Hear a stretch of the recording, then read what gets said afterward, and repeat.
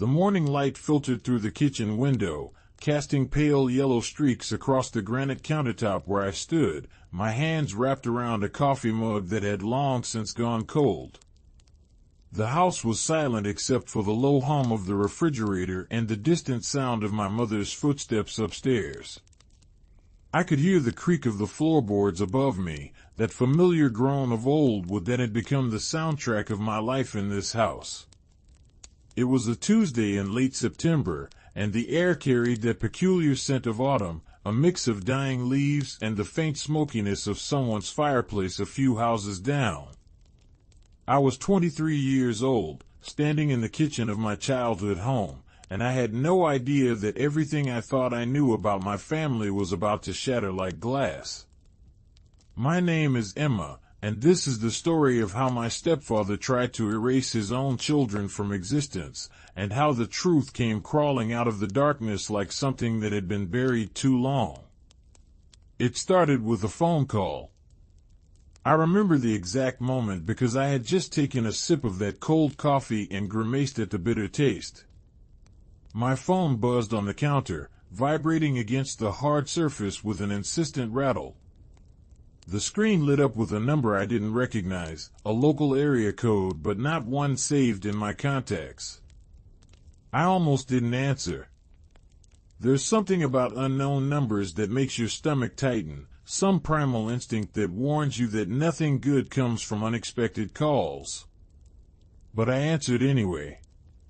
The voice on the other end was female, professional, with that particular cadence that people in official positions develop over years of delivering difficult news.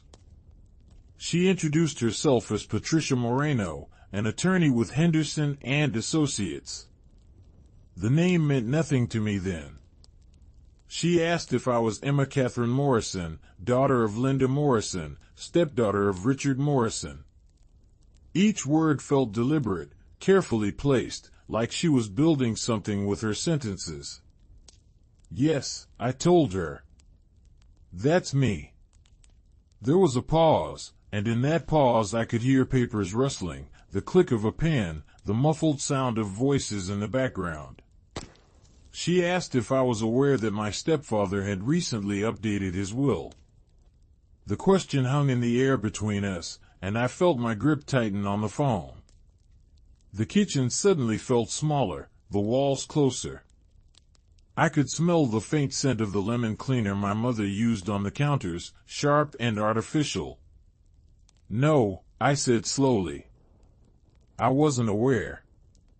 What Patricia Moreno told me next would set in motion a series of events that would tear through my family like a tornado through a trailer park, leaving nothing but wreckage and questions in its wake. Richard Morrison, the man who had married my mother when I was 7 years old, the man who had raised me alongside his own 2 children from his first marriage, had written a new will. And in that will, he had left everything to my mother and me. His biological children, Marcus and Sarah, were not mentioned. Not once. It was as if they had never existed. I stood there in that kitchen, the phone pressed against my ear, and I felt the world tilt slightly on its axis. Marcus was 26, working as a software engineer in Seattle. Sarah was 28, a nurse in Portland. They were my siblings in every way that mattered, even if we didn't share blood. We had grown up together, fought over the bathroom, stolen each other's clothes, shared secrets in the dark. And now their father had erased them from his legacy with the stroke of a pen. "Why are you telling me this?" I asked Patricia Moreno. My voice sounded strange to my own ears, distant and hollow. "Because Marcus and Sarah have contested the will," she said. "And because there are some irregularities that have come to light. Financial irregularities. The kind that require investigation." The word hung there between us like a stone dropped into still water, sending ripples outward. Irregularities. It was such a bland word for what it implied. Wrongdoing. Deception. Theft. "I need you to come to my office," Patricia Moreno said. "There are things you need to see. Things you need to know." I agreed to meet her the following day, and when I hung up the phone, I stood there in the kitchen for a long time, staring at nothing. The refrigerator hummed. Upstairs, my mother's footsteps had stopped. The house was holding its breath. That night, I couldn't sleep. I lay in my childhood bedroom, staring at the ceiling where glow-in-the-dark stars still clung from when I was 10 years old. They barely glowed anymore, just faint green smudges in the darkness. I could hear the house settling around me, those small sounds that old houses make, the tick of cooling pipes, the whisper of wind against the windows. I thought about Richard, about the man I had called Dad for 16 years. He wasn't a warm man, not in the traditional sense. He didn't hug easily or say "I love you" without prompting. But he had been steady, reliable, present. He had come to my school plays and sat through my terrible violin recitals without complaint. He had taught me to drive in the empty parking lot of the community college, his hands gripping the dashboard as I jerked the car forward in fits and starts. He had paid for my college education without hesitation, had helped me move into my first apartment, had been there. But he had also been there for Marcus and Sarah first. They were his blood, his firstborn children. Marcus looked just like him, the same sharp jawline and deep-set eyes. Sarah had his laugh, that particular bark of amusement that always sounded slightly surprised. How could he cut them out? What could they have possibly done to deserve that? I rolled over in bed, pulling the blanket up to my chin. The fabric smelled like the lavender detergent my mother used, a scent that was supposed to be calming but only made me feel more anxious. Outside, I could hear the distant sound of a car passing, the whoosh of tires on asphalt, and then silence again. The next morning, I drove to Patricia Moreno's office in downtown Portland. The sky was overcast, that flat gray that Oregon does so well, and a light drizzle misted the windshield. I had to run the wipers on the intermittent setting, and they squeaked with each pass, a rhythmic complaint that matched my mood. The office was in one of those renovated buildings in the Pearl District, all exposed brick and industrial chic. The lobby smelled like expensive coffee and new carpet. Patricia Moreno's office was on the 3rd floor. She met me at the door, and I was struck by how young she looked, maybe mid-30s, with dark hair pulled back in a neat bun and glasses that gave her a scholarly air. She shook my hand with a firm grip and gestured for me to sit in one of the leather chairs across from her desk. "Thank you for coming," she said, settling into her own chair. "I know this must be difficult." The office was warm, almost too warm, and I could feel sweat beginning to prickle at the back of my neck.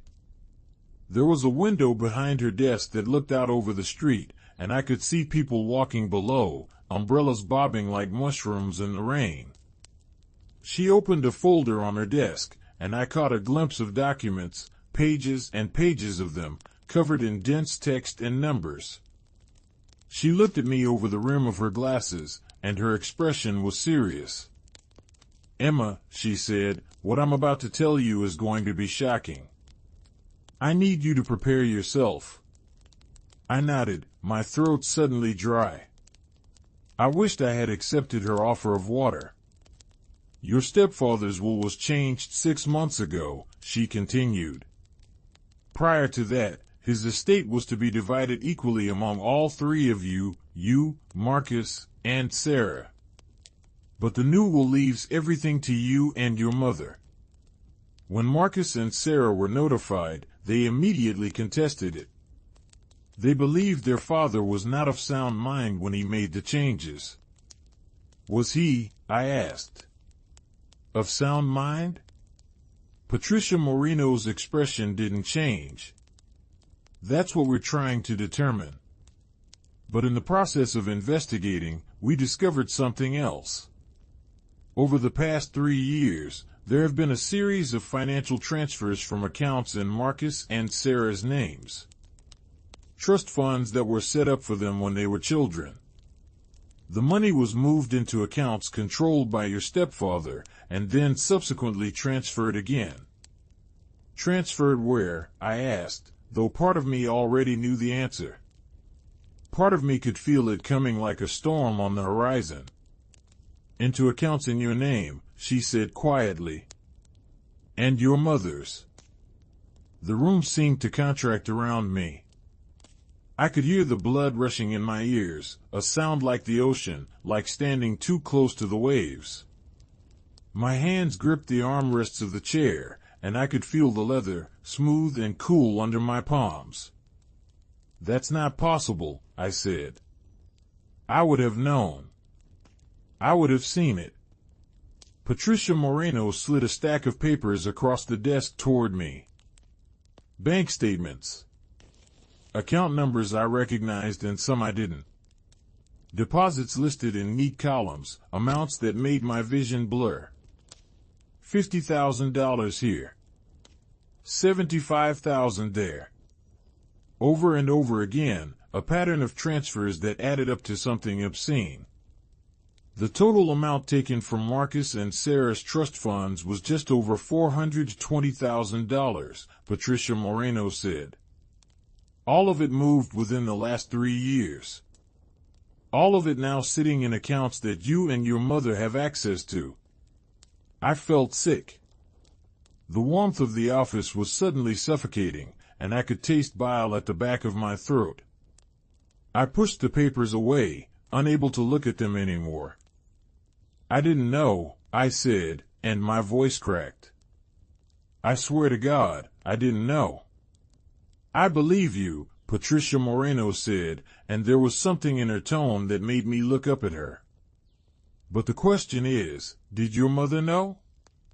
And more importantly, did your stepfather do this with her knowledge and consent, or was this something else entirely? Something else, I repeated. Like what? Like fraud, she said simply. Like theft. Like a man systematically stealing from his own children to benefit his second family. The words hit me like physical blows. I thought about my mother, about Linda Morrison, who had been a single parent struggling to make ends meet before she met Richard. She had worked 2 jobs to keep us afloat, had come home exhausted every night smelling like the diner where she waitressed and the cleaning supplies from her second job at the office building downtown. Richard had been her salvation, her ticket to stability and security. Would she have been complicit in stealing from his children? Could she have been? I need to talk to my mother, I said, standing up so quickly that the chair rolled backward and hit the wall with a soft thump. Patricia Moreno stood as well. Before you do that, she said, I need to tell you one more thing. The judge overseeing this case has ordered a full forensic audit of all the accounts involved. And he's issued a freeze on the assets until the investigation is complete. That means you and your mother won't have access to those funds. It also means that if wrongdoing is found, there could be criminal charges. Criminal charges, I repeated numbly. She nodded. I'm sorry, Emma. I know this isn't what you wanted to hear. But you need to understand the gravity of the situation. This isn't just a family dispute anymore. This is potentially a criminal matter. I left her office in a daze, taking the elevator down to the lobby and walking out into the rain without bothering to open my umbrella. The water soaked through my jacket almost immediately, cold and insistent, but I barely felt it. I walked to my car and sat in the driver's seat, staring through the rain-streaked windshield at nothing. My phone buzzed. A text from my mother. Dinner tonight? I'm making your favorite. I stared at the message for a long time, watching the words blur and refocus. My favorite. Pot roast with carrots and potatoes, the meat so tender it fell apart at the touch of a fork. She had made it for me every birthday since I was a child. It was comfort food, love translated into sustenance. I typed back a response. We need to talk. It's important. The drive home took forever and no time at all. I felt disconnected from my body, like I was watching myself from a distance. The windshield wipers squeaked their rhythm, and the radio played songs I didn't hear. When I pulled into the driveway, I sat in the car for a few minutes, gathering my courage. The house looked the same as it always had. A two-story colonial with white siding and black shutters, a maple tree in the front yard that was just beginning to turn red at the edges. Richard had bought it when he married my mother, a symbol of their new life together. I had loved this house once. Now it felt like a crime scene. My mother was in the kitchen when I came in, and the smell of pot roast filled the air, rich and savory. She turned when she heard me, a smile on her face that faltered when she saw my expression. Emma, she said, wiping her hands on a dish towel. What's wrong? You look like you've seen a ghost. I stood in the doorway, dripping rainwater onto the hardwood floor, and I didn't know how to begin. How do you ask your mother if she's a thief? How do you accuse the woman who raised you of stealing from children who called her stepmom? I got a call yesterday, I said finally. From a lawyer. Patricia Moreno. The color drained from my mother's face. It happened so quickly, so completely, that I knew immediately that she knew. She knew what this was about. She knew what Richard had done. Maybe she had even helped him do it. Mom, I said, and my voice was shaking. Tell me you didn't know. Tell me you had nothing to do with it. She set the dish towel down on the counter with trembling hands. Her eyes were wide, and I could see fear in them, raw and undisguised. She opened her mouth to speak, closed it again, and then finally sank into one of the kitchen chairs as if her legs could no longer support her weight. I didn't want to know, she whispered. He told me it was complicated. He told me it was legal. He told me he was protecting us. Protecting us, I repeated, and I could hear the anger creeping into my voice. From what? From his own children? Mom, he stole from them. He took their money and put it in our names. Do you understand what that means? She was crying now, tears streaming down her face, and she looked older than I had ever seen her look. The kitchen light was harsh, unforgiving, and I could see every line, every wrinkle, every mark that time and worry had carved into her skin. I didn't ask questions, she said. I should have, but I didn't. He said he was taking care of things. He said Marcus and Sarah didn't need the money, that they were doing fine on their own. He said we deserved security after everything we'd been through. And you believed him, I said flatly. She looked up at me, and there was something desperate in her eyes. I wanted to believe him, she said. Emma, you have to understand. Before Richard, we had nothing. We were drowning. And then he came along and he saved us. He gave us this house, this life. He gave you opportunities one never could have given you on my own. I didn't want to question it. I didn't want to risk losing it. So you just looked the other way, I said. While he stole from his own kids. I didn't know it was stealing, she said, her voice rising. He made it sound legitimate. He showed me papers, documents. He said it was estate planning, that he was restructuring his assets. I'm not a lawyer, Emma. I'm not a financial expert. I trusted him. I pulled out a chair and sat down across from her. The pot roast was still cooking in the oven, and I could hear it bubbling, a homey sound that felt obscene given the conversation we were having. The judge has frozen all the accounts, I said. And there's going to be a forensic audit. If they find that you knew, that you were complicit, there could be criminal charges. Do you understand that? You could go to jail. She put her face in her hands and sobbed. Her shoulders shook, and the sound was awful, raw, and broken. I wanted to comfort her.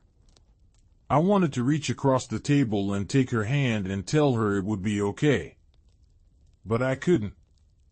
Because I didn't know if it would be okay. I didn't know if anything would ever be okay again. Where is Richard now? I asked. She looked up at me, her face blotchy and wet. He's at the hospital, she said. He's been there for 2 weeks. Didn't I tell you? No, I said slowly. You didn't tell me. She wiped at her face with the back of her hand. He had a stroke, she said.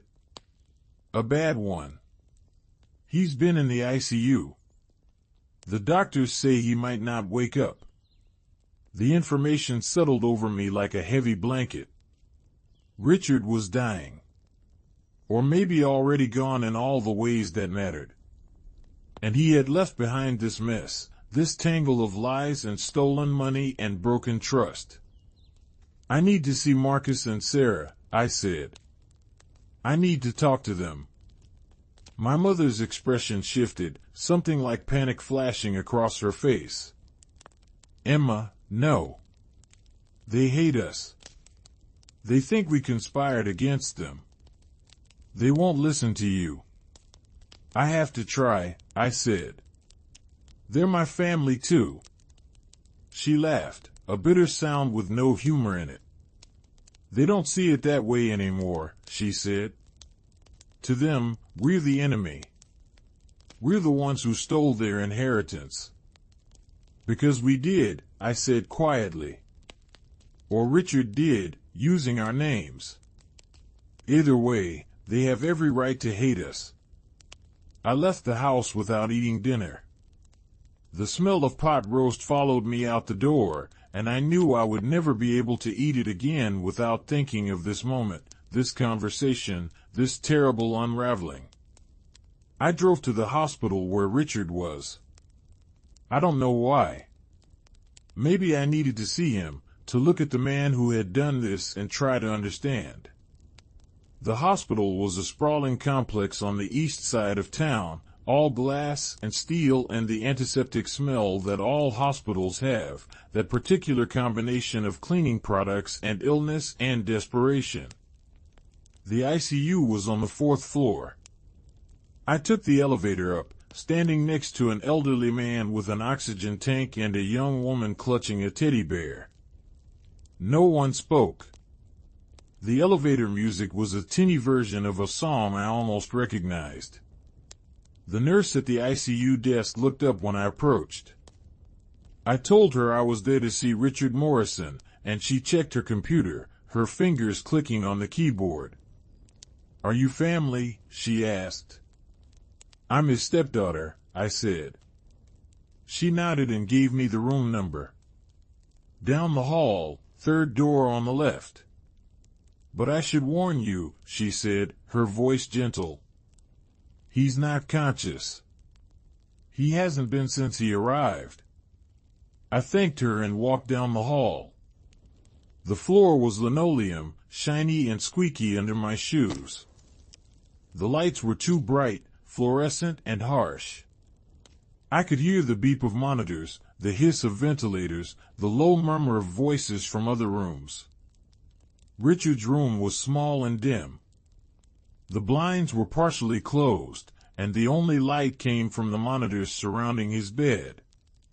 He lay there, small and still, tubes running from his arms and nose and chest. The ventilator breathed for him, a rhythmic whoosh and click that filled the silence. I stood in the doorway for a long time, just looking at him. This was the man who had raised me, who had taught me to ride a bike and helped me with my math homework and walked me down the aisle at my college graduation when my biological father couldn't be bothered to show up. This was also the man who had stolen from his own children, who had betrayed them in the most fundamental way possible. I stepped into the room and approached the bed. Up close, I could see how much weight he had lost. His cheeks were hollow, his skin gray and papery. His hair, which had always been thick and dark, was thin now, streaked with white. He looked old. He looked like he was already gone. "Why did you do it?" I whispered. "What were you thinking?" The ventilator answered with its mechanical breath. The monitors beat their steady rhythm.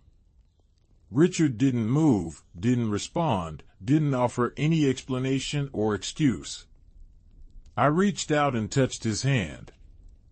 It was cool and dry, the skin loose over the bones. I thought about all the times this hand had held mine. Walking me to school on my first day of kindergarten. Steadying me when I learned to ice skate. Handing me my diploma. "I'm sorry," I said, though I wasn't sure what I was apologizing for. For not knowing? For not stopping him? For being the beneficiary of his crimes? I left the hospital as the sun was setting, the sky turning that particular shade of orange and pink that happens sometimes in autumn. The air was cooler now, and I could smell rain coming again. I sat in my car in the parking lot and called Marcus. He didn't answer. I tried Sarah next. She picked up on the third ring. "What do you want, Emma?" she said, and her voice was cold, so cold that it made my chest ache. "I need to talk to you," I said. "Please. I just found out about everything. I didn't know. I swear I didn't know." There was a long silence. I could hear background noise on her end, the sound of traffic, voices. She was outside somewhere. "You expect me to believe that," she said finally. "You expect me to believe that you had no idea your accounts were suddenly flush with money that didn't belong to you?" "I didn't look," I said, and I could hear how pathetic it sounded. "I didn't pay attention. I just assumed it was from Richard, that he was helping me out. I didn't question it." "Of course you didn't," Sarah said, and there was so much bitterness in her voice that it felt like acid. "Why would you? You were getting everything you wanted. You and your mother. You replaced us. You took our father and then you took our money." "Sarah, please," I said. "I know you're angry. You have every right to be angry. But I'm not your enemy. I want to make this right." She laughed, sharp and harsh. "Make it right? How are you going to do that, Emma? Are you going to give us back the years we spent thinking our father loved us? Are you going to undo the fact that he wrote us out of his will like we never existed?" "I'll give back the money," I said. "Every penny. I don't want it. I never wanted it." "It's not about the money," Sarah said, and now her voice was shaking. "It's about what it represents. It's about the fact that our father chose you over us. That he decided we weren't worth anything. That we didn't matter." "You matter," I said desperately. "You matter to me. You're my sister." "Don't," she said sharply. "Don't call me that. We're not sisters. We're not family. We're just people who happen to live in the same house for a while. And now we're on opposite sides of a lawsuit." "Sarah," I started, but she had already hung up. I sat there in the parking lot as the light faded and the street lamps flickered on, casting pools of yellow light across the asphalt. I felt hollowed out, empty, like someone had reached inside me and scooped out everything essential. The next few weeks were a blur of lawyers and accountants and investigators. Patricia Moreno called me almost daily with updates. The forensic audit was revealing more than anyone had anticipated. The transfers hadn't just been from Marcus and Sarah's trust funds. Richard had also taken out loans in their names, opened credit cards, made investments that had failed spectacularly. The total amount of financial damage was approaching $700,000. And all of it, every single transaction, had been carefully documented and hidden. Richard had created a labyrinth of shell companies and offshore accounts, moving money around like a shell game. He had been meticulous, methodical, and utterly ruthless. The investigators wanted to interview my mother. She hired her own lawyer, a sharp-eyed woman named Diane Chen who specialized in white-collar crime. I sat in on one of the interviews, held in a conference room at the district attorney's office. The room was windowless and cold, the air conditioning turned up too high. My mother sat at the table, her hands folded in front of her, and answered questions in a voice that barely rose above a whisper. "Did you know about the transfers?" "No." "Did you sign any documents authorizing the transfers?" "I signed a lot of documents. Richard handled our finances. I trusted him." "Did you benefit from the stolen funds?" "I suppose I did. We lived well. But I didn't know where the money was coming from." "Did you ever question your husband about the source of your improved financial situation?" "No. I was grateful. I didn't want to look too closely." The investigator, a man named Detective Ramirez with tired eyes and a rumpled suit, leaned back in his chair and studied my mother. The fluorescent lights hummed overhead, a sound that seemed to burrow into my skull. "Mrs. Morrison," he said, "I'm trying to understand how you could not know. Your lifestyle changed dramatically. You went from working 2 jobs to not working at all. You moved into a house worth over $500,000. Your daughter's college tuition was paid in full. And you never once asked where the money was coming from?" My mother's lawyer put a hand on her arm, but my mother shook her head. She wanted to answer. "I was afraid to ask," she said quietly. "I was afraid that if I questioned it, it would all go away. That I would wake up and find myself back in that tiny apartment, working myself to death just to keep the lights on. I know that makes me a coward. I know that makes me complicit. But I swear to you, I didn't know he was stealing from his own children. If I had known that, I would have stopped him." "Would you have?" Detective Ramirez asked, and it wasn't really a question. The interview ended shortly after that. My mother and I walked out of the building into a gray afternoon. It was October now, and the trees were fully turned, brilliant reds and oranges and yellows that seemed to mock the bleakness of everything else. "They're going to charge me," my mother said as we stood on the sidewalk. I could see it in his eyes. "They think I knew. They think I helped him."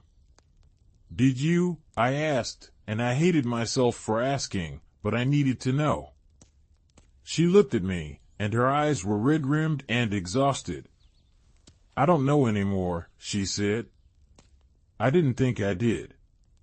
But maybe I knew and I just didn't let myself see it. Maybe I'm exactly as guilty as they think I am." That night, I couldn't sleep again.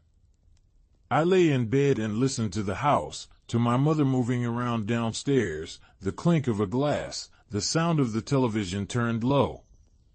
I thought about Marcus and Sarah, about the life we had shared.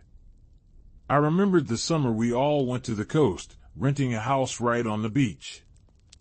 Marcus had taught me to body surf, standing in the waves with me, showing me how to time it, how to let the water carry me. Sarah had braided my hair every morning, sitting on the porch with the salt air blowing around us. We had been a family then. Or at least I had thought we were.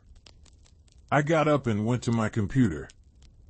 I opened my email and started typing.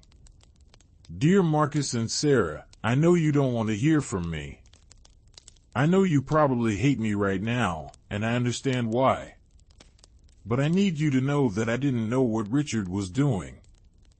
I didn't know about the money, about the transfers, about any of it. I was blind and stupid and I should have paid more attention, but I didn't. I've been going through my bank statements, looking at every deposit, every transaction. I can see it now, the pattern of it. Money appearing in my account that I didn't earn, that I didn't question. I just accepted it as Richard being generous, as him taking care of me the way a father should. I never imagined he was stealing from you to do it. I want to give it all back. Every penny. I don't care about the legal process or what the judge decides. As far as I'm concerned, that money is yours. It was always yours. And I'm going to do everything in my power to make sure you get it back. But more than that, I want you to know that I'm sorry.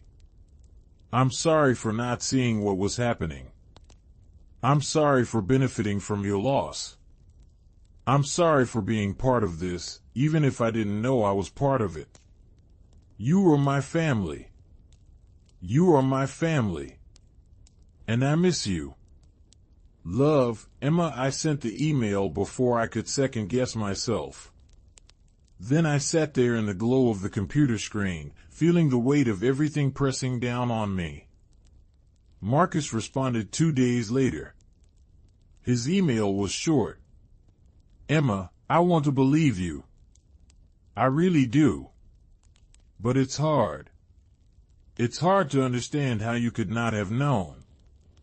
It's hard to accept that you were just an innocent bystander in all of this. Sarah doesn't want anything to do with you or your mother. She's angrier than I am, and she has every right to be. Our father destroyed her trust in people. She doesn't think she'll ever get that back.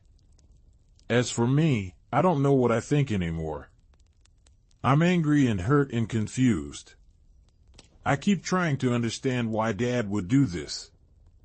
What did we do that was so terrible that he felt the need to punish us like this? I don't have answers. I don't think any of us do. Marcus, I read the email over and over, looking for some hint of forgiveness, some crack in the wall between us. But there was nothing. Just pain and confusion and the wreckage of a family that had once been whole. Richard died 3 weeks later. The hospital called my mother in the middle of the night, and I heard her phone ringing, heard her stumble out of bed to answer it. I got up and went to her room, standing in the doorway as she listened to whatever they were telling her. When she hung up, she just stood there, the phone dangling from her hand. "He's gone," she said. We went to the hospital anyway, though there was no point. They took us to the room where his body still lay, the machines now silent, the tubes removed. He looked peaceful, which seemed wrong somehow. He should have looked troubled, guilty, haunted by what he had done. But death had smoothed away everything, leaving only an empty shell. My mother stood by the bed and cried. I stood behind her, my hand on her shoulder, and felt nothing. I was numb, hollowed out, beyond tears. The funeral was small. My mother and I, a few of Richard's colleagues from work, some neighbors. Marcus and Sarah didn't come. I hadn't expected them to, but their absence was a physical thing, a hole in the room that everyone could feel. The minister, a man who had never met Richard, spoke in platitudes about eternal rest and God's mercy. I sat in the front pew and stared at the casket, dark wood and brass handles, and wondered if Richard had known what he was doing. If he had understood the devastation he would leave behind. After the service, after the burial, after everyone had gone home, I went back to Patricia Moreno's office. She had called me the day before, saying there was something I needed to see. She was waiting for me, and her expression was grave. She gestured for me to sit, and then she opened a file on her desk. Inside was a letter, handwritten on yellow legal paper. The handwriting was shaky but recognizable. Richard's handwriting. He wrote this about a year ago, Patricia Moreno said. It was in a safe deposit box that we only just discovered. It's addressed to you. To me, I said, surprised. She nodded and slid the letter across the desk. I picked it up with trembling hands and began to read. Dear Emma, if you're reading this, then I'm gone, and you've discovered what I've done. I imagine you hate me right now. I imagine everyone hates me. I deserve it. I need you to understand something, though I know it won't excuse what I've done. I need you to know why. When I married your mother, I was drowning. My first marriage had ended badly, and I was paying alimony and child support and barely keeping my head above water. Marcus and Sarah were angry with me for leaving their mother, and they made it clear that they blamed me for everything that went wrong in their lives. Every time I saw them, it was a fight. Every conversation ended in accusations and tears. And then I met Linda, and she was like a life raft. She was kind and grateful, and she didn't expect anything from me except that I show up.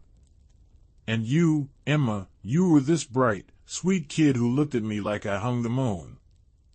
You made me feel like I could be a good father, like I could start over and get it right this time.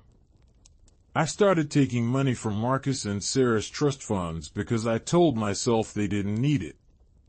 They were adults, they had good jobs, they were doing fine. But you and Linda needed me.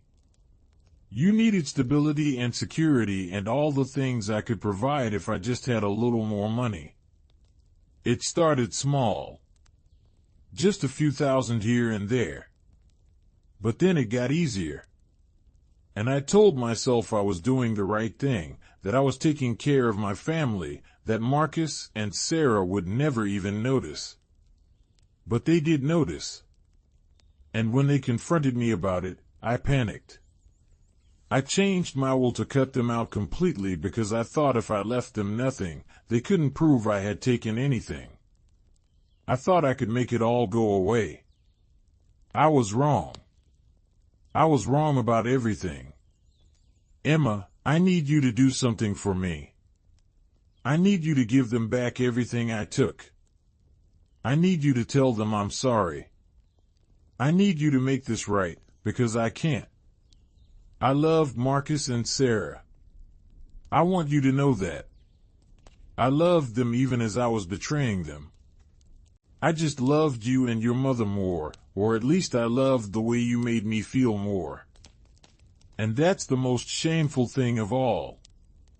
I'm sorry for what I've done to you. I'm sorry for making you part of this. I'm sorry for leaving you with this mess to clean up. Please forgive me. Please help them forgive me. Richard I read the letter 3 times, and each time I felt something different. Anger, sadness, pity, disgust. By the 3rd reading, I was crying, tears dripping onto the yellow paper and smudging the ink. He knew, I said to Patricia Moreno. He knew what he was doing was wrong, and he did it anyway. Yes, she said quietly.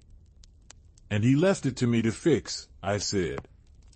He couldn't face them himself, so he dumped it on me. Yes, Patricia Moreno said again. I folded the letter carefully and put it back in the file. Can I have a copy of this? I asked. Of course, she said. I think Marcus and Sarah should see it too. It won't undo the damage, but it might help them understand. I don't think anything will help them understand, I said. But they deserve to know. I left her office with a copy of the letter in my bag.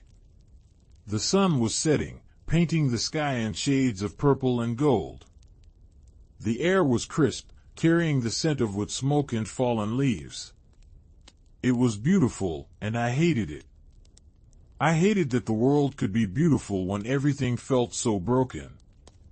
I drove to Seattle.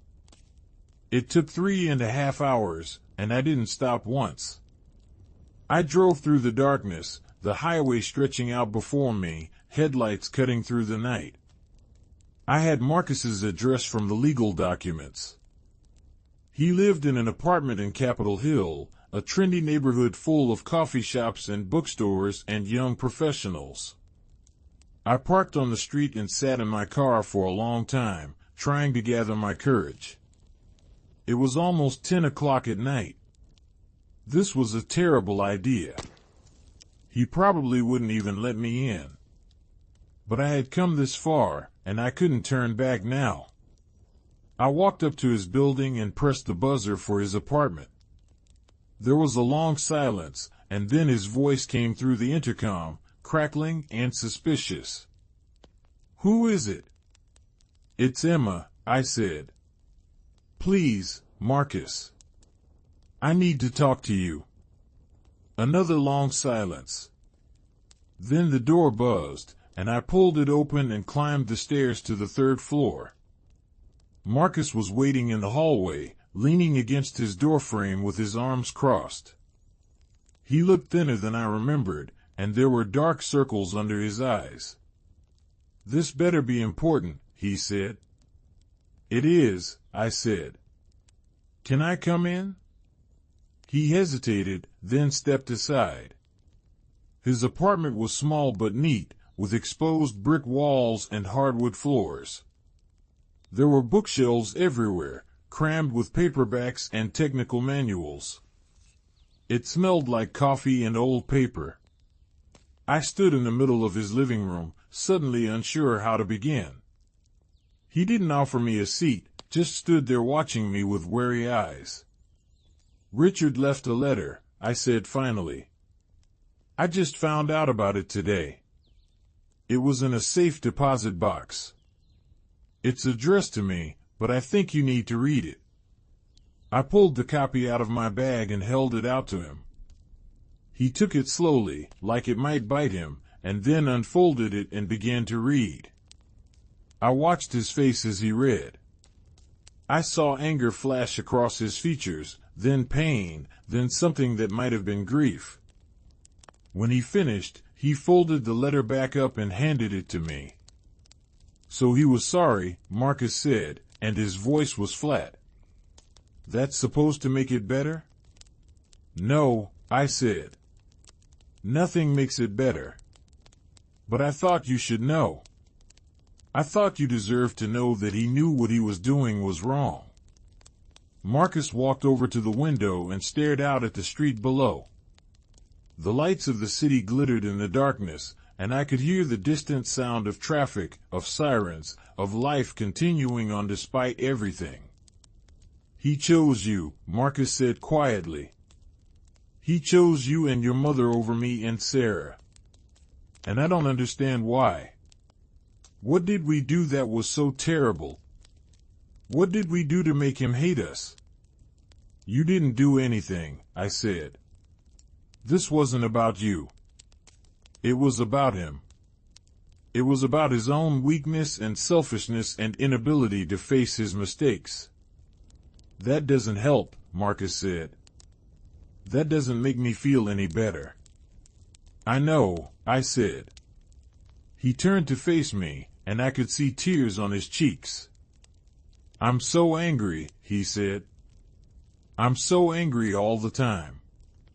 I wake up angry and I go to bed angry and I don't know how to stop.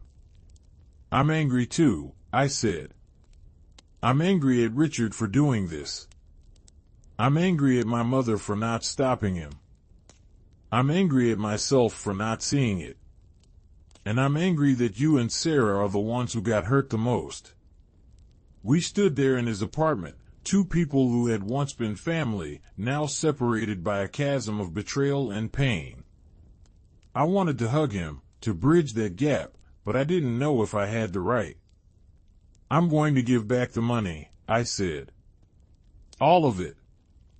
I've already told my lawyer. I don't want it. I never wanted it. The judge is going to order that anyway, Marcus said. Once the audit is complete, you won't have a choice. I know, I said. But I want you to know that I would do it regardless. I want you to know that I'm not fighting you on this. He nodded slowly. What about your mother? I don't know, I said honestly. She's scared. She thinks she's going to be charged with fraud. Her lawyer is trying to work out some kind of deal. She should be charged, Marcus said, and there was steel in his voice. She knew. Maybe she didn't want to know, but she knew. And she let it happen. I couldn't argue with him. He was probably right.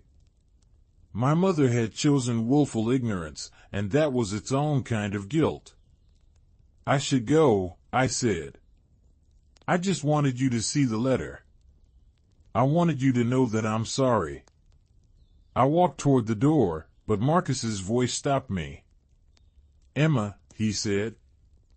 I turned back. I don't hate you, he said. I want to. It would be easier if I did. But I don't. You were just a kid when all this started. You didn't ask for any of this. Neither did you, I said.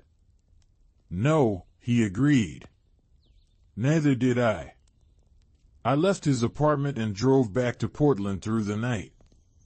The highway was empty, just me and the occasional truck, headlights passing in the darkness. I thought about everything that had been lost.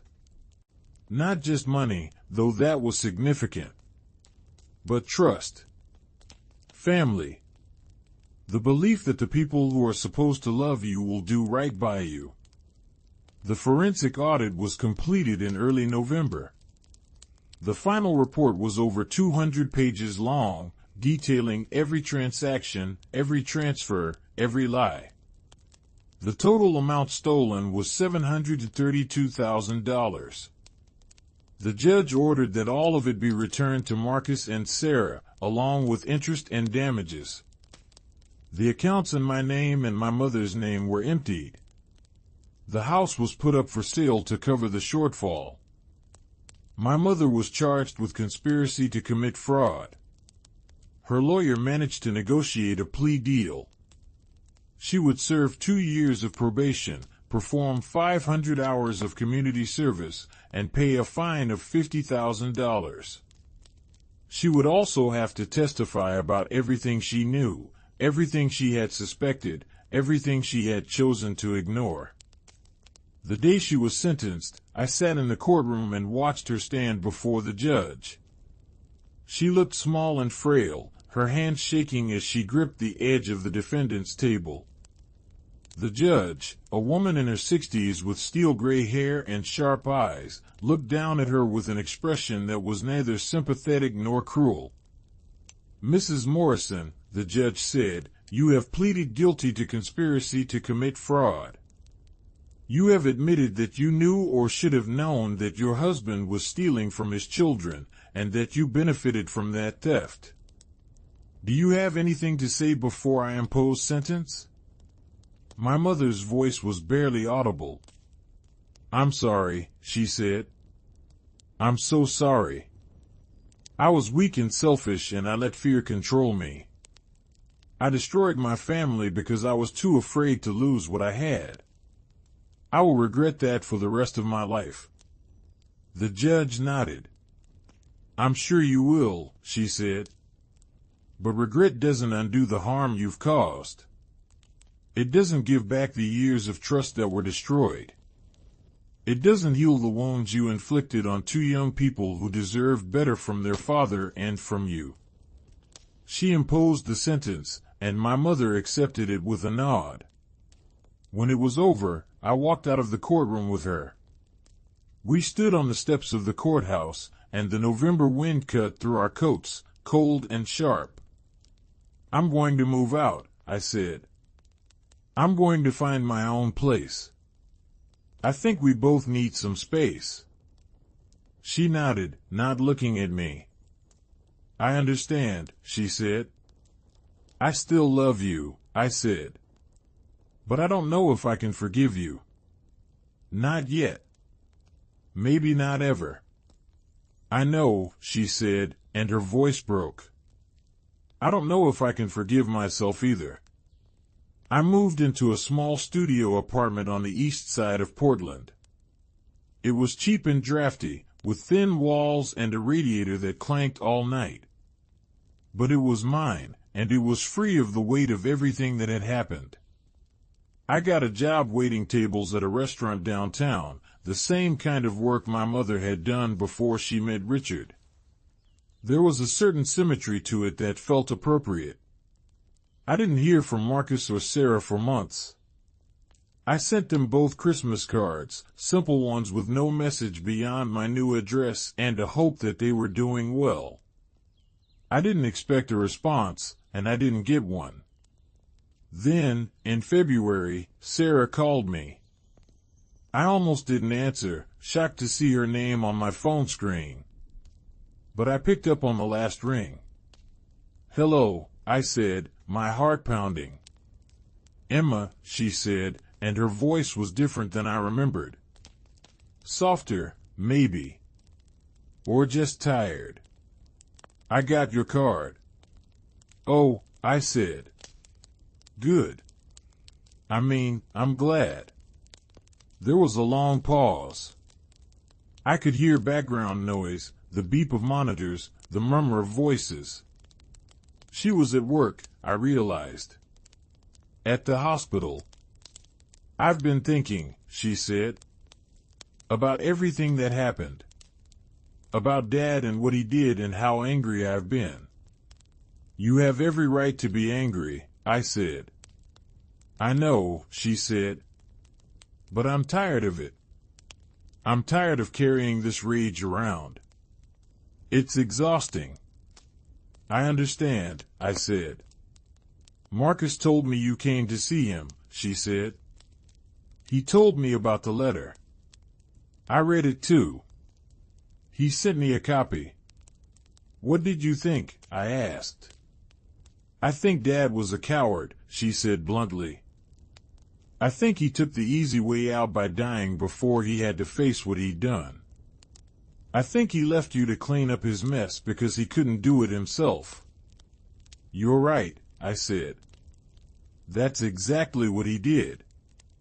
But I also think, Sarah continued, that you're not him. You're not responsible for his choices. And I'm tired of punishing you for something you didn't do. I felt tears prick at my eyes. Sarah, I said, and my voice was shaking. I'm so sorry. For all of it. I wish I could go back and change things. I wish I had paid attention. I wish I had stopped him. You couldn't have stopped him, Sarah said.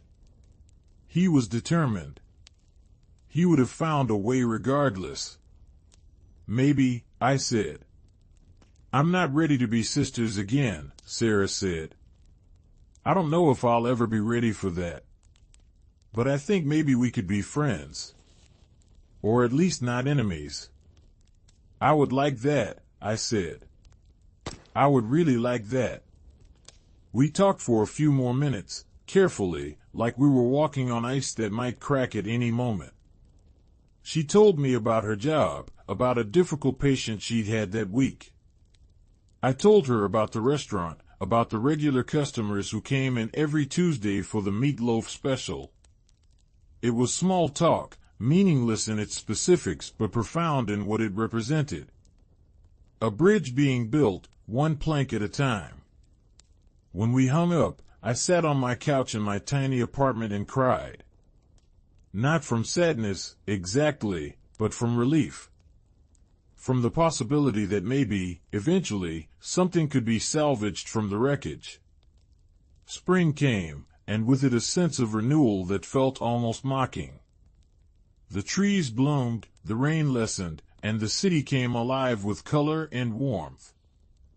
I kept working at the restaurant, kept living in my small apartment, kept trying to figure out who I was now that everything I had thought I knew had been stripped away. Marcus reached out in April. He sent me a text, simple and direct. Coffee? We met at a cafe in the Pearl District, the same neighborhood where Patricia Moreno's office was. It felt significant somehow, meeting there, in the place where all of this had started to unravel. He was already there when I arrived, sitting at a table by the window with 2 cups of coffee in front of him. He stood when he saw me, and for a moment we just looked at each other. Then, awkwardly, we hugged. It was brief and stiff, but it was something. I got you a latte, he said, gesturing to one of the cups. I remembered you liked those. I do, I said, sitting down. Thank you. We talked for over an hour. He told me about his work, about a project he was leading that was both exciting and terrifying. I told him about the restaurant, about the regularity of it, the way it grounded me. We talked about Richard, carefully at first, then more openly. We talked about the good memories, the ones that hadn't been tainted by what came after. The camping trips and the board game nights and the time Richard had tried to teach us all to play poker and we'd ended up laughing so hard we couldn't breathe. I miss him, Marcus said quietly. I hate him for what he did, but I miss him too. Is that crazy? No, I said. I miss him too. I miss the version of him I thought he was. Marcus nodded. Sarah and I got the money back, he said. All of it, plus the interest and damages. It's more than was originally in the trust funds. That's good, I said. I'm glad. We're going to use some of it to pay off our student loans, he said. And we're setting up a scholarship fund for kids who need help with college. We're calling it the Morrison Family Scholarship. I felt my throat tighten. That's beautiful, I said. We thought about naming it after Dad, Marcus said. But we couldn't. Not after everything. So it's just the family name. A way to take something terrible and make something good out of it. I think that's perfect, I said. We want you to be part of it, Marcus said, looking at me directly. We want you to help us decide who gets the scholarships. We want you to be part of the family again, if you want to be. I did want to be. More than anything. But I also knew it wouldn't be easy. There would be awkward moments and painful conversations and times when the past would rear up and remind us of everything that had been broken. I would love that, I said. Thank you. We finished our coffee and walked out into the spring sunshine. The city was alive around us, people walking dogs and pushing strollers and living their lives. We stood on the sidewalk, and Marcus put his hand on my shoulder. This is going to take time, he said. Healing from this. It's not going to happen overnight. I know, I said. But I think we can do it, he said. I think we can find our way back to each other. I think so too, I said. We parted ways, and I walked back to my apartment with a lightness in my chest that I hadn't felt in months. It wasn't happiness, not exactly. But it was hope. And that was enough. My mother and I met for lunch once a month. It was part of her probation, family counseling, and we had to document that we were maintaining contact. At first, the meetings were stilted and uncomfortable. We sat across from each other in restaurants and made small talk about the weather and current events, carefully avoiding anything of substance. But slowly, over time, we began to talk about real things. About her childhood, about the poverty she had grown up in and the fear that had driven so many of her decisions. About my father, my biological father, who had left when I was 2 and never looked back. About the desperation she had felt as a single mother, the constant worry about money and security and whether she was failing me. "I'm not making excuses," she said one afternoon over sandwiches at a deli near her apartment. She had moved into a small one-bedroom after the house sold, a place that was clean but sparse, with none of the comfort or luxury she had grown accustomed to. "I know what I did was wrong. I know I should have been stronger, should have questioned Richard, should have protected Marcus and Sarah. But I need you to understand where I was coming from. I need you to understand how scared I was of losing everything." "I do understand," I said. "But understanding doesn't mean I can just forget what happened." "I'm not asking you to forget," she said. "I'm just asking you to try to forgive. Eventually. When you're ready." "I'm not ready yet," I said. "But maybe someday." She nodded, and I could see the sadness in her eyes, the weight of her choices pressing down on her. She had aged in the past year, her hair grayer, her face more lined. She looked like someone who had been through a war and barely survived. "How is your community service going?" I asked, changing the subject. "It's fine," she said. "I'm working at a food bank. Sorting donations, packing boxes. It's humbling." "Good," I said, and I meant it. Humility was something she needed. The scholarship fund that Marcus and Sarah had set up became operational in the fall. They held a small ceremony to announce the first recipients, 3 high school seniors who were going to college despite significant financial hardship. I attended the ceremony, held in a community center in Northeast Portland. Marcus and Sarah were there, of course, and they had invited me to sit with them at the front. The recipients gave short speeches, talking about their dreams and their gratitude. One girl, a senior who wanted to be a doctor, cried as she thanked the Morrison family for believing in her. I watched Marcus and Sarah as she spoke, saw the emotion on their faces, and I felt a swell of pride. They had taken their pain and transformed it into something meaningful, something that would help others. After the ceremony, we all went out to dinner. It was the first time the 3 of us had been together socially since everything had happened.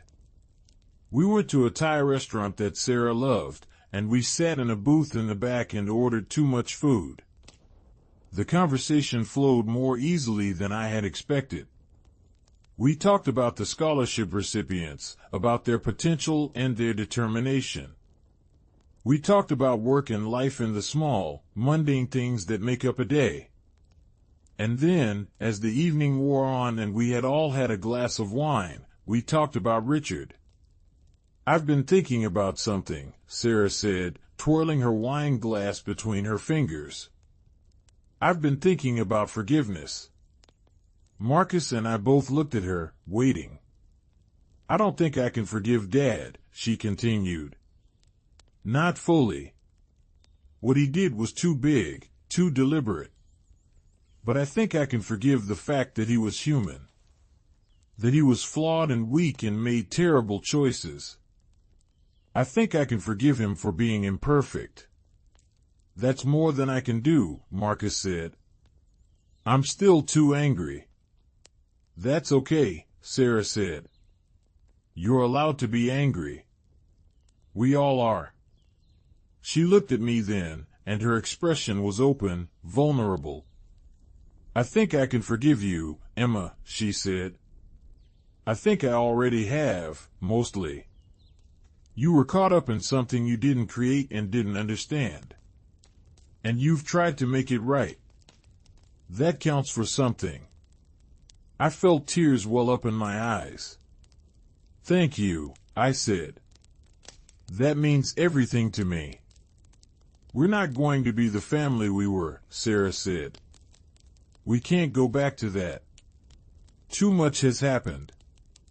But maybe we can be a different kind of family. One that's built on honesty and choice rather than obligation and blood."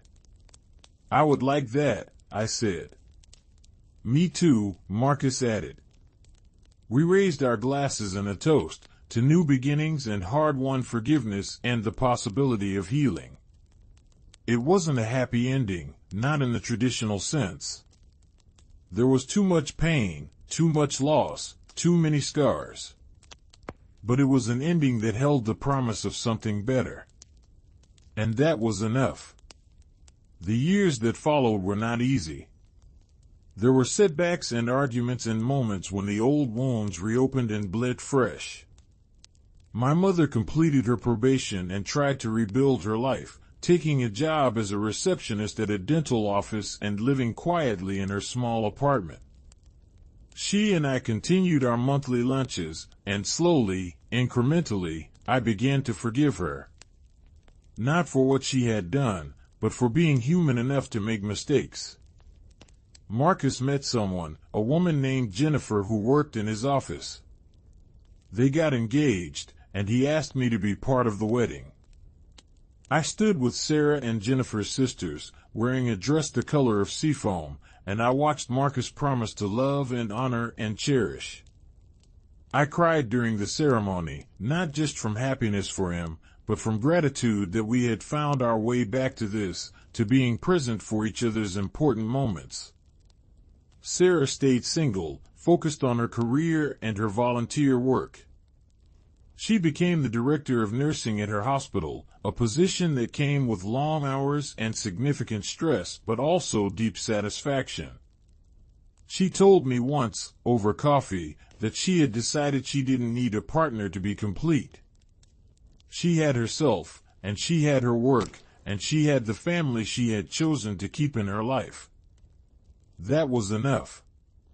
As for me, I eventually left the restaurant and went back to school. I studied social work, drawn to the idea of helping people navigate difficult situations, of being the kind of support I wished I had had during the worst of everything. I graduated with my master's degree 3 years after Richard's death, and Marcus and Sarah both came to the ceremony. My mother was there too, sitting in the back, and when I walked across the stage to receive my diploma, I saw her crying. After the ceremony, we all went out to celebrate. We went to the same Thai restaurant where we had toasted to new beginnings years before. It had become our place, a symbol of what we had built together. "I want to say something," I said, standing up with my glass of wine. Everyone looked at me, waiting. "I want to thank you all for being here. For not giving up on me, on us, on the possibility that we could survive what happened and come out the other side." I looked at Marcus and Sarah. "You two had every right to walk away and never look back. The fact that you didn't, that you gave me a chance to prove that I wasn't my stepfather, that I wasn't complicit in his crimes, that means everything to me. You are my family, not because of blood or marriage or legal documents, but because we chose each other. And that's the most powerful kind of family there is." I looked at my mother then. "And Mom," I said, my voice softening, "what you did was wrong. You know that, and I know that, and we'll both carry that knowledge for the rest of our lives. But I also know that you were doing the best you could with the tools you had. You were scared and desperate and you made terrible choices. But you're trying to do better now. And I see that. I appreciate that. My mother was crying openly now, tears streaming down her face. "Thank you," she whispered. We sat back down, and the conversation turned to lighter things. Plans for the future, dreams and goals, the small joys of everyday life. And as I sat there, surrounded by the people who mattered most to me, I felt something I hadn't felt in a long time. Peace. The story of what Richard had done, of the money he had stolen and the family he had fractured, became a cautionary tale in our circles. People would ask about it sometimes, carefully, and I would tell them the truth. That my stepfather had been a complicated man who had made terrible choices. That he had hurt people he loved because he was too weak to face his own failures. That the damage he caused had been profound and lasting. But I would also tell them about what came after. About the scholarship fund that had helped dozens of students go to college. About the family that had been broken and then rebuilt, stronger and more intentional than before. About the forgiveness that had been hard-won and the healing that was still ongoing. Because that was the real story. Not the betrayal, though that was part of it. But the recovery. The choice to not let one man's weakness define us. The decision to take something terrible and transform it into something meaningful.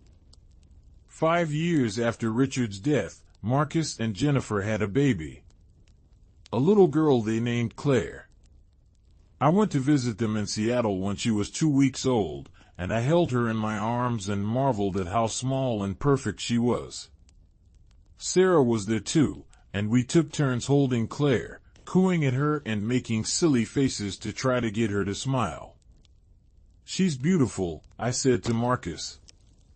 "She is," he agreed. "And she's going to grow up knowing her whole family. All of us. Including you." I felt my throat tighten with emotion. "Thank you," I said. "We're not going to hide what happened from her," Marcus said. "When she's old enough, we'll tell her about her grandfather, about what he did and how it affected us. But we'll also tell her about how we survived it. How we chose to forgive and move forward. We want her to understand that people are complicated, that they can do terrible things and still be loved, but that actions have consequences." "That's a good lesson," I said. Sarah came over and put her arm around my shoulders. "We're going to make sure she knows you," she said. "We're going to make sure she understands that family is about more than blood. It's about showing up and doing the work and choosing each other every day." I looked down at Claire, at her tiny fingers and her closed eyes, and I felt a surge of love for this little person who represented the future, who represented the possibility of something better. My mother met Claire when she was 3 months old. Marcus and Jennifer brought her to Portland for a visit, and we all gathered at my apartment. It was cramped with all of us there, but no one seemed to mind. My mother held Claire carefully, like she was made of glass, and she cried as she looked down at her. "I'm so sorry," she said to Marcus and Sarah. "I know I've said it before, but I need to say it again. I'm so sorry for what I did, for what I allowed to happen. I robbed you of years with your father. I robbed you of trust and security. And I will never forgive myself for that." Marcus and Sarah exchanged a look. Then Sarah spoke. "We know you're sorry," she said. "And we appreciate that you keep saying it. But at some point, you have to forgive yourself. You have to let yourself move forward." "I don't know if I can," my mother said. "You have to try," Marcus said. "Because holding on to that guilt isn't helping anyone. It's not helping us, and it's not helping you. We've forgiven you as much as we can. Now you need to do the work of forgiving yourself." My mother nodded, tears still streaming down her face. "I'll try," she said. I promise I'll try." It was a moment of grace, of generosity that Marcus and Sarah didn't have to offer but chose to anyway.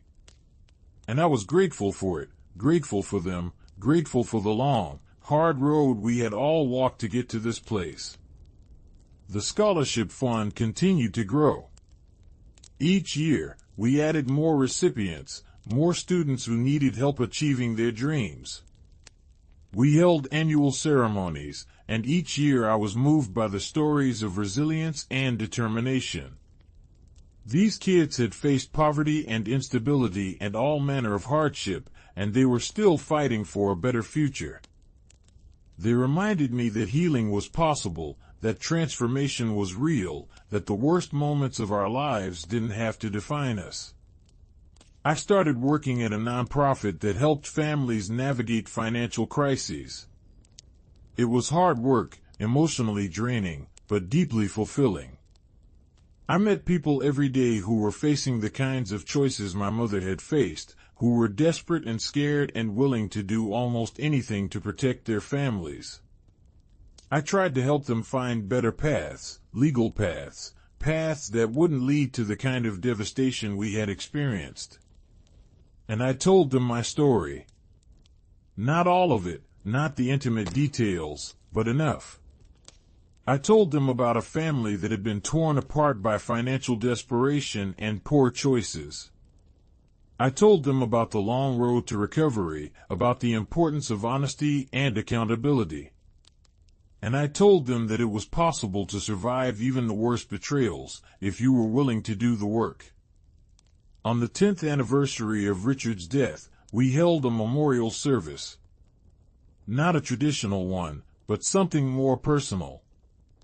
We gathered at the coast, at the same beach where we had vacationed together all those years ago.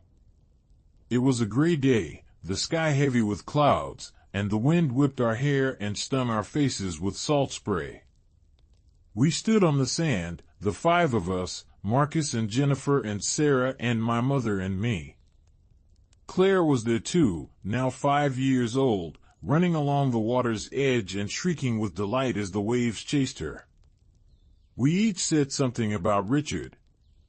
Marcus talked about the good memories, about learning to ride a bike and camping trips and the way Richard had always been willing to help with homework, no matter how late it was. Sarah talked about his laugh, about the way he had supported her decision to become a nurse even when it meant years of difficult schooling.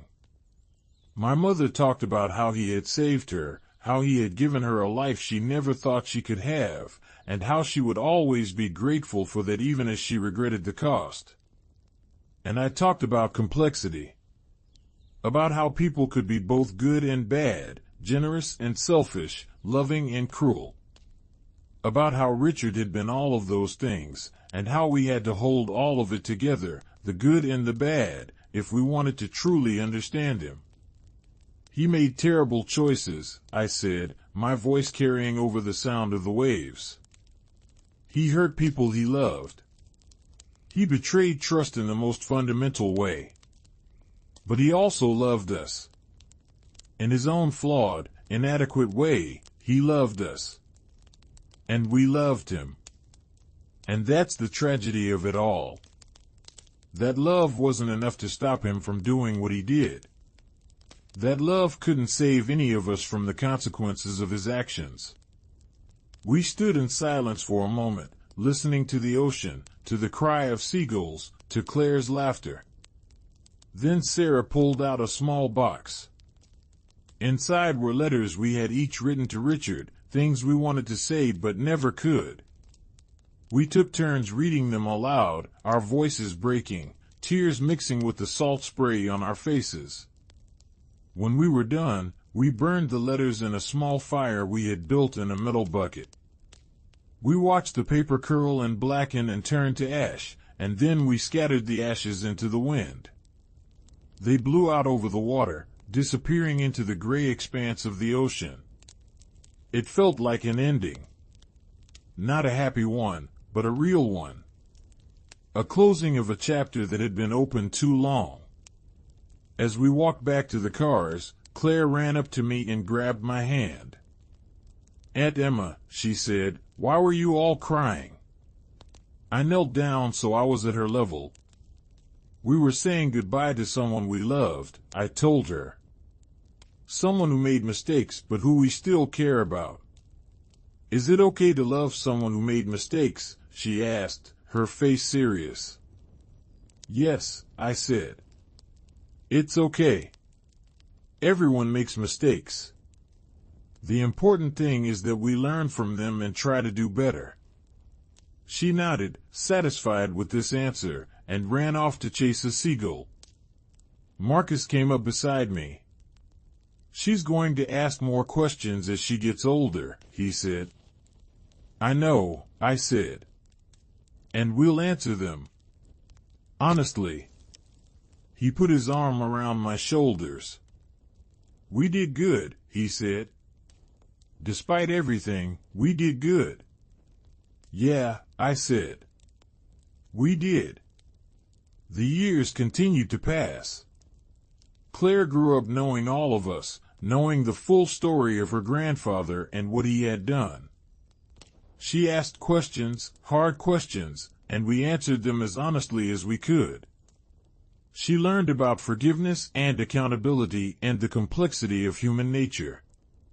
And she grew into a thoughtful, compassionate young person who understood that the world was not black and white, but 1,000 shades of gray.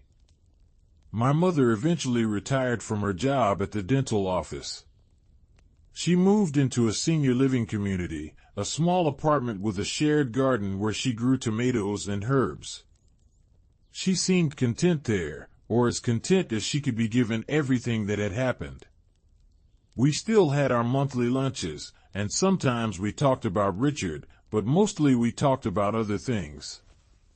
Books we were reading, shows we were watching, the small pleasures of everyday life.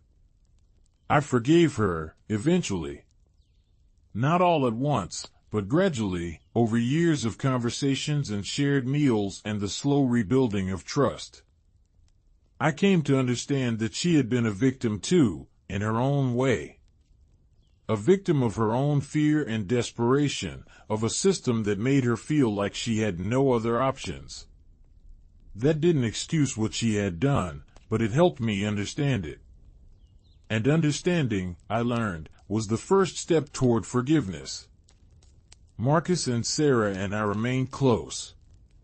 We celebrated holidays together, took vacations together, supported each other through the ups and downs of life. We were family, not because we had to be, but because we chose to be. And that choice, made every day, was what held us together. The scholarship fund became Richard's legacy, the thing he would be remembered for. Not the theft, not the betrayal, but the good that came after. Hundreds of students received help because of that fund, students who went on to become doctors and teachers and engineers and social workers. They changed lives, and in doing so, they transformed Richard's story from one of pure tragedy into something more complex, something that held both darkness and light. I think about that phone call sometimes, the one from Patricia Moreno that started everything. I think about standing in that kitchen with my cold coffee, having no idea that my life was about to change forever. And I think about how easy it would have been to let the betrayal destroy us completely, to let the anger and hurt drive us apart permanently. But we didn't let that happen. We fought for each other, even when it was hard, even when it hurt, even when it would have been easier to walk away. We chose healing over bitterness, forgiveness over revenge, hope over despair. That doesn't mean it was easy. It wasn't. There were days when I wanted to give up, when the weight of everything felt too heavy to carry. There were nights when I lay awake and wondered if we were fooling ourselves, if the damage was too great to ever truly heal from. But then I would get a text from Sarah, something silly and inconsequential, a meme or a joke or a picture of her cat. Or Marcus would call to tell me about something Claire had said or done. Or my mother would show up at my door with a pot of soup because she knew I had been working too hard. And I would remember that this was what family was. Not perfection, not the absence of pain, but the choice to show up anyway. The choice to keep trying, keep loving, keep believing that tomorrow could be better than today. I'm in my 40s now. I have a career I love, friends who support me, a life that feels full and meaningful. I never married, never had children of my own, but I have Claire and the other nieces and nephews that came after her. I have Marcus and Sarah and Jennifer and the partners they chose. I have my mother, older now and frailier, but still here, still trying. And I have the story of what we survived. The story of a family that was broken and then rebuilt. The story of betrayal and forgiveness and the long, hard work of healing. It's not a story with a neat ending. Real life doesn't work that way. There are still moments of pain, still scars that ache when the weather changes. There are still conversations we avoid and topics we tiptoe around. There are still nights when I wake up angry at Richard for what he did, for the choices he made, for the coward's way he took out by dying before he had to face the full consequences of his actions. But there are also moments of joy. Birthdays and holidays and ordinary Tuesdays when we all gather for dinner and laugh until our sides hurt. There are moments when I look around the table at the faces of the people I love and I feel grateful, so grateful, that we didn't let the worst thing that ever happened to us become the only thing. The judge who presided over our case, the one who ordered the forensic audit and froze the assets and ultimately decided how everything would be resolved, she told me something once. I ran into her at a coffee shop years after everything was settled, and we talked for a few minutes. She said she had seen a lot of families destroyed by financial disputes, by betrayal and greed and the ugly side of human nature. But she said our family was different. She said we had chosen to fight for each other instead of against each other, and that was rare. I think about that sometimes. About how rare it is to choose love over anger, forgiveness over bitterness, hope over despair. About how much easier it would have been to let the betrayal win, to let it poison everything and everyone it touched. But we didn't let it win. We took the poison and we transformed it. We took the worst thing that ever happened to us and we used it to become better people, to build a better family, to create something meaningful out of the wreckage. That's the story I tell when people ask about my family. Not the story of what Richard did, though that's part of it. But the story of what we did after. The story of how we survived and healed and found our way back to each other. It's a story about the complexity of love, about how you can love someone and still hold them accountable for their actions. About how forgiveness doesn't mean forgetting, and healing doesn't mean the absence of scars. About how family is not just about blood or legal documents, but about the choice to show up, day after day, even when it's hard. It's a story about second chances and hard-won grace and the belief that people can change, can grow, can become better than they were. It's a story about us. About Marcus and Sarah and my mother and me.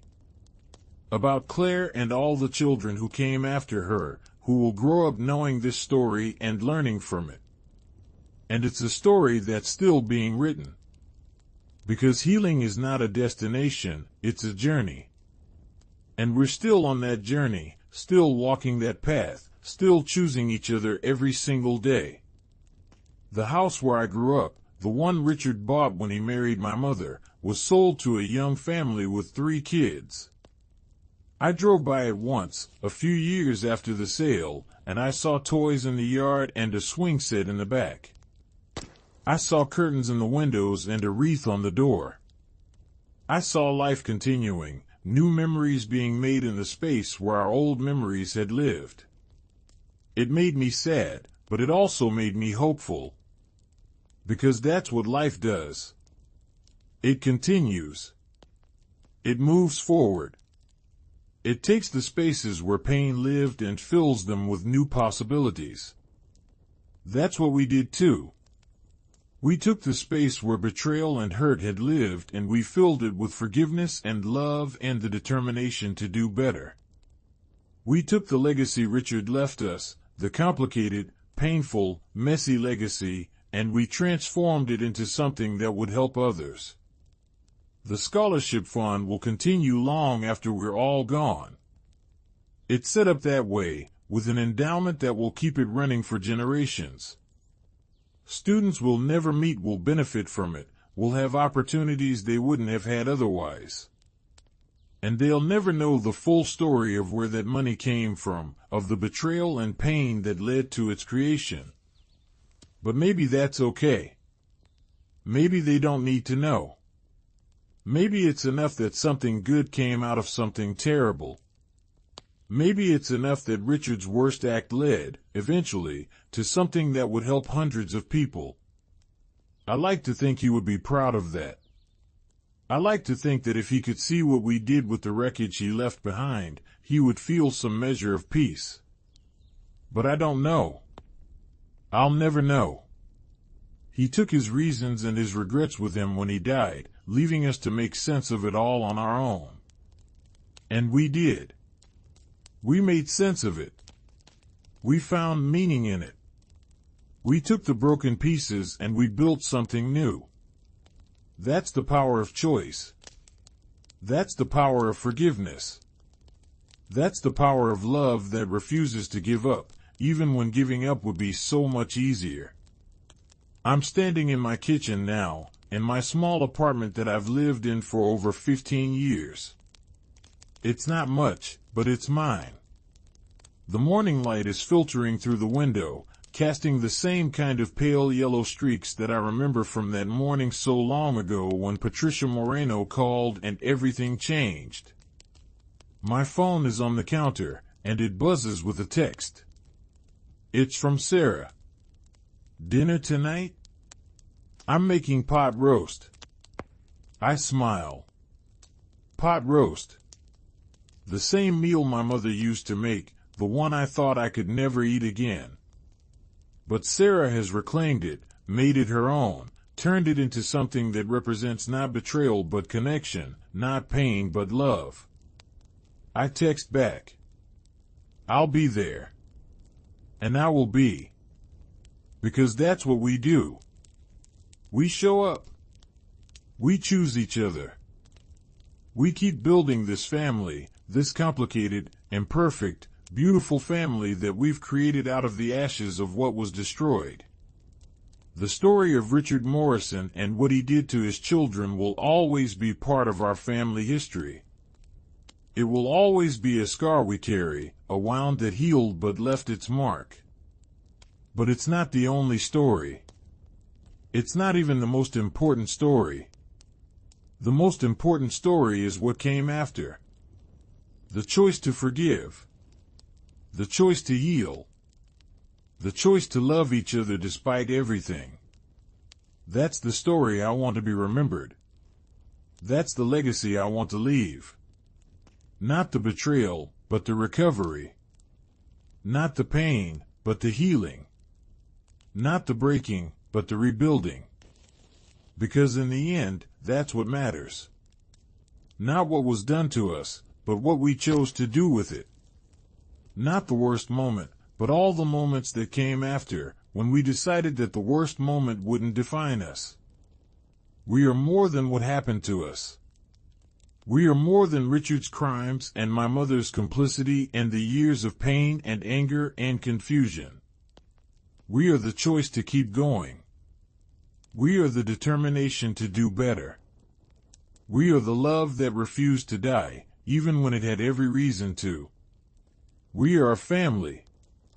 Not a perfect family, not an easy family, but a real family. One that was tested and broken and put back together, stronger in the broken places. And that's enough. That's more than enough. It's everything. I finish my coffee, this time hot and fresh, and I look out the window at the city waking up around me. People are walking to work, cars are moving through the streets, life is happening in all its messy, complicated glory. And I'm part of it. Part of this beautiful, difficult, imperfect world. Part of a family that survived the unsurvivable. Part of a story that doesn't have a neat ending but has something better, a continuing, evolving, living narrative of people who chose love over hate, forgiveness over bitterness, hope over despair. I grab my keys and my bag and head out the door. I have work to do, people to help, a life to live. And tonight, I have dinner with my family. My chosen family. My hard-won family. My family. The sun is breaking through the clouds now, sending shafts of light down onto the wet streets. Everything is gleaming, washed clean by last night's rain. It feels like a metaphor, like the universe is trying to tell me something about renewal and fresh starts and the possibility of beauty after storms. Or maybe it's just a sunny morning in Portland. Maybe it doesn't mean anything at all. But I choose to believe it means something. I choose to believe in metaphors and symbols and the idea that the universe is on our side, that it wants us to heal and grow and become better than we were. Because that's what I've learned through all of this. That belief matters. That hope matters. That the stories we tell ourselves about our lives shape the lives we live. And I choose to tell a story of redemption. Of forgiveness. Of love that endures.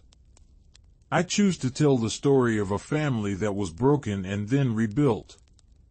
A family that looked at the worst thing that ever happened to them and said, "This will not destroy us. This will not be the end of our story." And it wasn't. It was just the beginning of a new chapter.